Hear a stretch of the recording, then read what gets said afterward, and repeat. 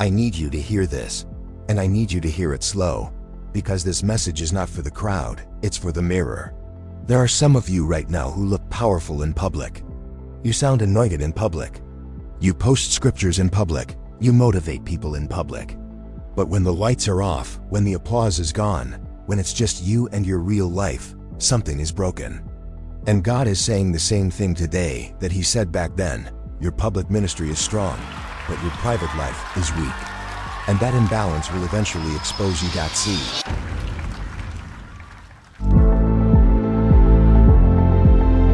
The danger is not being gifted. The danger is being gifted without being grounded.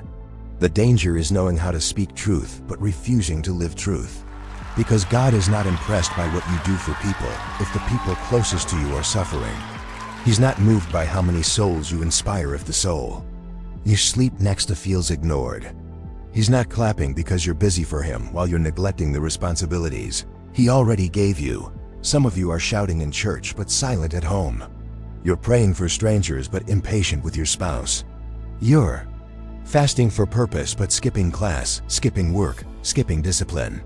And God is saying, I didn't bless you to perform, I blessed you to become. I didn't call you to look holy, I called you to live holy. I'm not building your reputation, I'm building your character. And this is the hard truth about manhood. Manhood is not proven by how loud you preach, how deep you quote, or how spiritual you appear. Manhood is proven by consistency, responsibility, and sacrifice when nobody is watching. Manhood is doing what's right even when it doesn't feel spiritual, showing up, being present, handling your assignments, taking care of your house, leading with actions, not words. God is saying you can't keep consuming the word without producing fruit. You can't keep listening without living. You can't keep feeding your ears and starving your habits. At some point, the word has to move from your mouth into your life. At some point, the sermon has to show up in your marriage, your work ethic, your discipline, your forgiveness. Because real transformation is not loud, it's visible. It's when the people who know you best start saying something changed. It's when your home feels safe again. It's when your responsibilities are handled with excellence. It's when your life finally lines up with what you say you believe. And until that happens, God will keep pulling you back from the stage. To deal with the man behind the microphone, I need you to understand this, because this point right here will change your life if you let it sink in. Public success means nothing if private discipline is missing. Nothing. You can fool people, but you cannot fool results. You can impress crowds, but you cannot impress life. And some of you are exhausted right now, not because you're doing too much, but because you're pretending too much.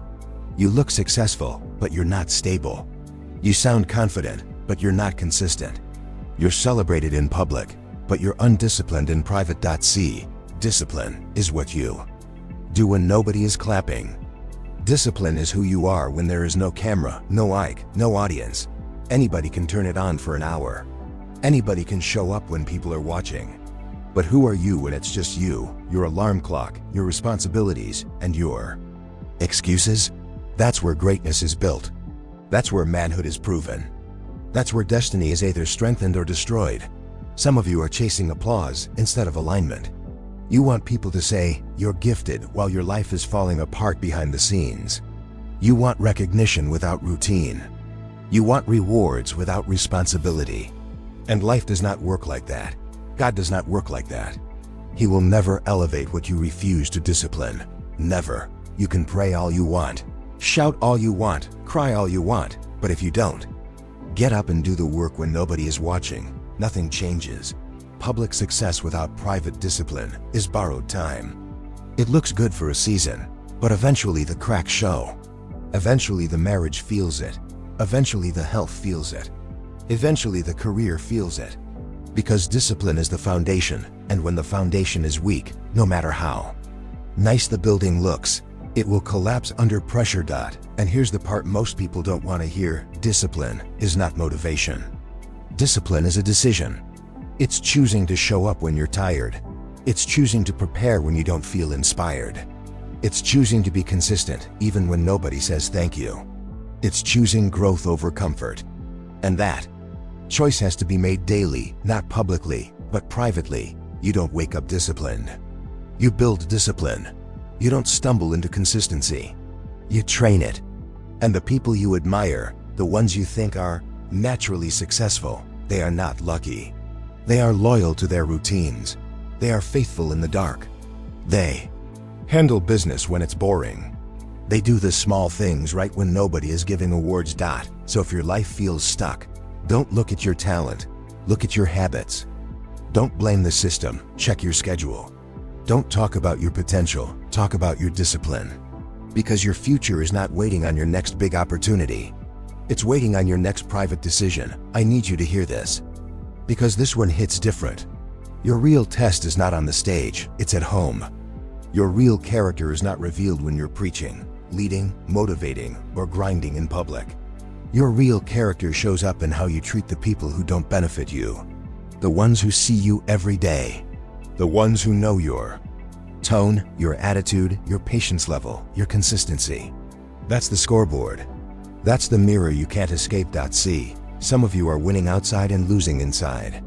You're respected at work, but disconnected at home. You're admired by strangers, but distant with family. You're pouring into everybody else, but the people who matter most are running on empty. And you don't even realize it because applause has a way of numbing conviction. When people clap for you, it's easy to ignore the quiet pain waiting for you behind closed doors. But listen to me closely, success that costs you your integrity, your marriage, your children, your peace is not success. It's a trade-off you will regret. You don't get bonus points for being strong in public and weak in private. Life does not reward imbalance. God does not reward neglect. You cannot claim purpose while abandoning responsibility. Some of you hide behind busyness. You say you're doing this for the family, but you're never present with them. You say you're building something big, but you're missing the moments that matter. And one day, you'll wake up and realize you built a name, but lost connection. You built momentum, but lost trust. And rebuilding trust is harder than building success. Manhood is not about how loud you are outside. It's about how reliable you are inside. It's about showing up emotionally, mentally, spiritually. It's about listening when you'd rather talk. It's about being patient when you're tired. It's about choosing responsibility over ego. Anybody can lead crowds. Few people can lead themselves at home. And here's the truth. Your private life exposes whether you're performing or becoming. Performance needs an audience. Growth does not. Becoming requires humility. Becoming requires sacrifice. Becoming means you don't just speak values, you live them when it's uncomfortable. You don't just teach love, you practice it when you're frustrated. You don't just talk about faith, you demonstrate it when nobody is watching. If the people closest to you don't feel your growth, then your growth is incomplete. If your inner circle doesn't experience your discipline, then your discipline is selective. And selective discipline always leads to selective success, which eventually leads to total failure. So if you want your life to level up, don't ask for a bigger platform. Ask for a stronger foundation. Don't pray for more influence. Pray for more alignment.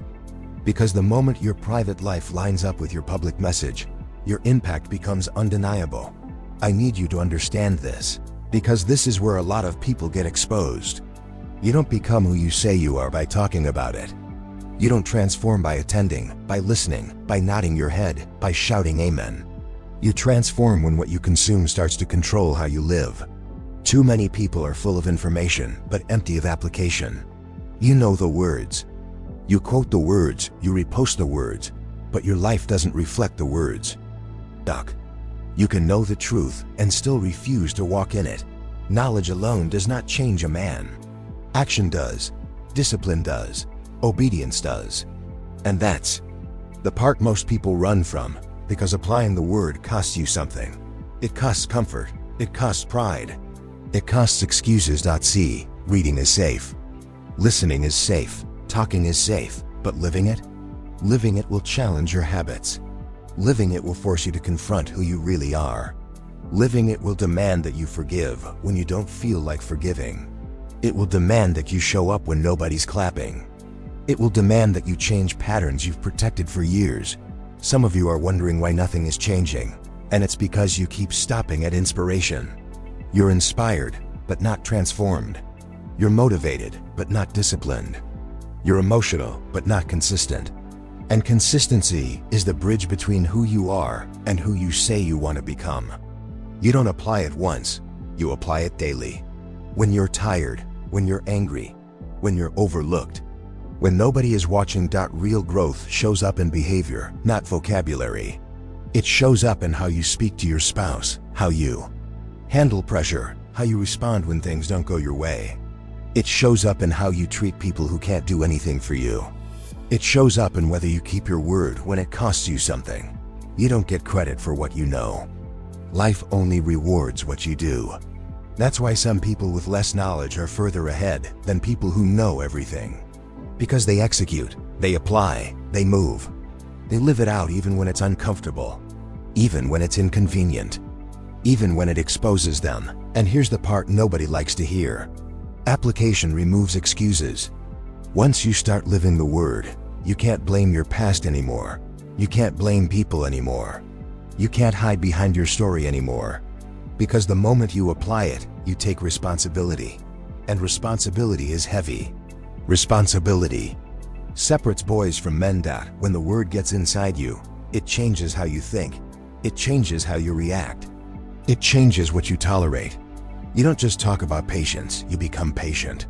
You don't just talk about discipline, you live disciplined.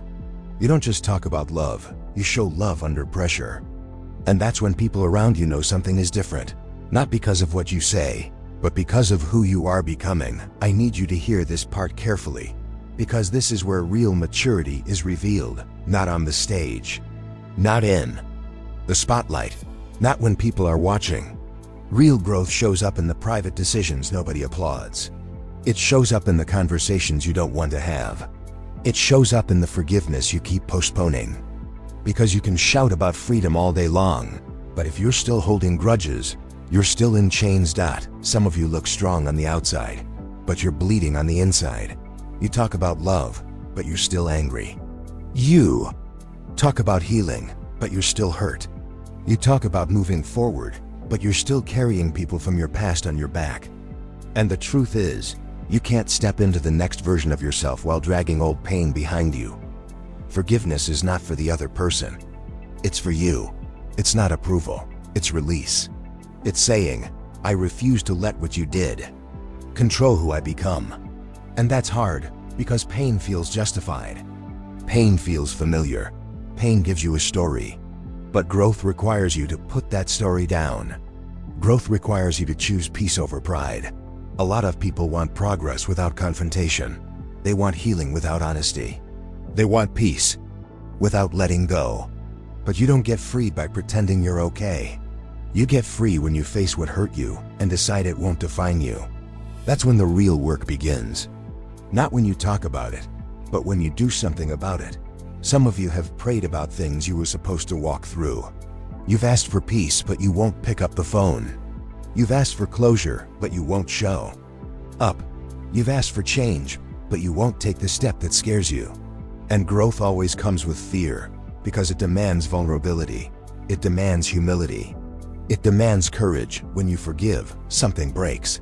Not in them, in you. The weight lifts. The bitterness loosens its grip. The anger stops dictating your reactions. And that's when people around you start noticing the difference. Not because you announced it, not because you preached it, but because you're lighter, you're calmer, you're more present, private. Victories produce public strength. The reason some people crumble under pressure is because they skipped the inner work. They built an image but neglected their soul. They chased platforms but avoided healing. And pressure will always expose what you refuse to fix. You don't mature by time. You mature by choices, by choosing forgiveness when it hurts, by choosing growth when it's uncomfortable, by choosing responsibility over resentment. And the moment you do that, you step into a different level of manhood, not because you're louder, not because you're more visible, but because you're free. I need you to understand this, because this is where the shift happens. You don't step into manhood by accident. You don't wake up one day and magically become disciplined, responsible, consistent, and grounded. Manhood is built through intentional choices made every single day, especially when nobody is clapping for you. It's not about titles, not about how spiritual you sound, not about how busy you look. It's about who you are when pressure shows up. A lot of people want elevation without preparation. They want influence without integrity. They want leadership without accountability. But real manhood is proven in responsibility. Responsibility for your actions. Responsibility for your family. Responsibility for your growth. Responsibility for your mistakes. The moment you stop blaming and start owning, you step into a new level. You can't keep pointing fingers and calling yourself mature. You can't keep making excuses and calling yourself a leader. Boys explain, men adjust. Boys complain, men commit. Boys run from discomfort. Men run toward it because they understand discomfort is the classroom where growth happens. Manhood is doing what needs to be done even when you don't feel like it. Showing up when you're tired. Being patient when you're frustrated. Being faithful when nobody is checking. Being consistent when results are slow. That's the grind nobody posts about. But that grind builds character. Some of you want respect, but you haven't mastered discipline. You want trust, but you're inconsistent. You want impact, but you avoid responsibility. Respect doesn't come from your words. It comes from your patterns. People trust what you repeatedly do, not what you occasionally say. Manhood also means leading yourself before you try to lead anyone else. If you can't control your time, your emotions, your habits, your mouth, you're not ready to carry weight. Leadership starts internally, when you master your impulses, when you manage your priorities, when you choose growth over comfort. There are people watching you, whether you like it or not. Your spouse, your children, your family, your community. And they don't need perfection. They need consistency. They need effort. They need presence. They need someone who doesn't quit when things get hard. Manhood is not loud. It's solid. It's dependable. It's steady. It's the kind of strength that doesn't need validation. The kind of strength that shows up every day, does the work, keeps its word, and stays grounded under pressure. You don't become a man by talking about change. You become a man by changing. By letting go of childish habits. By embracing discipline. By accepting responsibility. By choosing growth when it costs you something. And once you make that decision, your life starts aligning. Your relationships get stronger. Your focus gets sharper. Your purpose gets clearer. Because when a man decides to grow up on the inside, everything on the outside begins to follow.